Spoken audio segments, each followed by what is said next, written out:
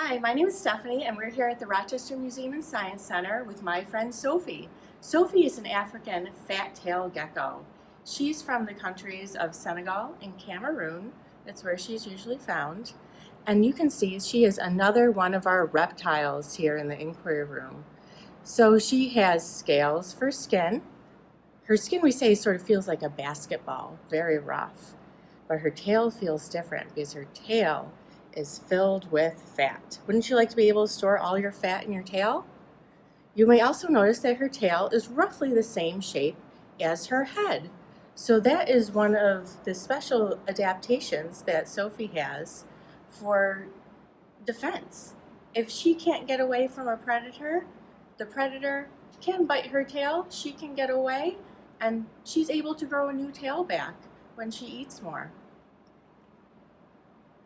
So as I said, Sophie's another one of our reptiles, and she's also ectothermic or cold-blooded.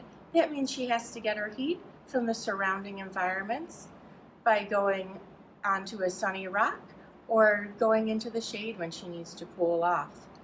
Reptiles also shed their skin, and you can see some of Sophie's shed skin right here on her foot. This is how they grow and change. We shed our skin too, but little bits at a time. So that's some skin she's still shedding down there. Sophie likes to eat insects, so she'll hunt for insects in her environment. Here we feed her mostly crickets. And when she hunts, you'll see her tail move around. It sort of looks like a snake from behind. So it's really fun to see them hunt. Sophie has really nice coloring, some little pinks and browns. This helps her camouflage or blend into her environment around her. So she'll be on the forest floor blending into dirt and leaves, things like that. A lot of people ask, what's that hole in the side of her head?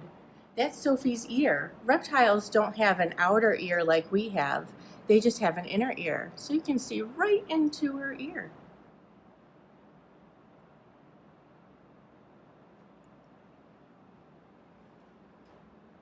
That's Sophie, one of the animals here at the Rochester Museum and Science Center. Thanks so much for joining me today.